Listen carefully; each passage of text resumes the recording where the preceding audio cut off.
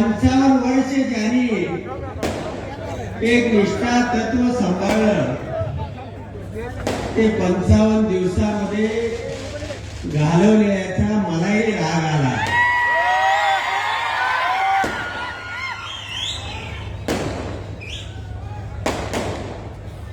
बापू तुम्ही सांगितलं म्हणून 2019 ला रणजितसिंह निंबाळकरांचा प्रचार मी केला आणि माळशिरस तालुक्यातून 1 लाख मताचं मताधिक्य दिलं। त्याही वेळी माझी फसवणूक करण्यात आली। बापू जयाभाऊ पालकमंत्री झाल्यानंतर तुमच्याला आनंद कुणालाच नव्हता।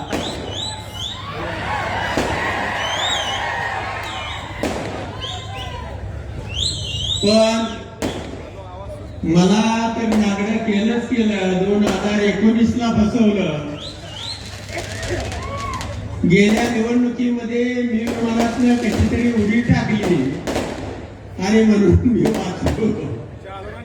बापू तुम्ही विमानात गेला आणि तुमचा करेक्ट कार्यक्रम त्यांनी केला। तर अशा पद्धतीनं ज्यांनी याला मदत केलेली आहे हे सगळे पहिल्यांदा मला नागडं केलं, पुन्हा बापूला केलं, आता बाबासाहेबाला केलं।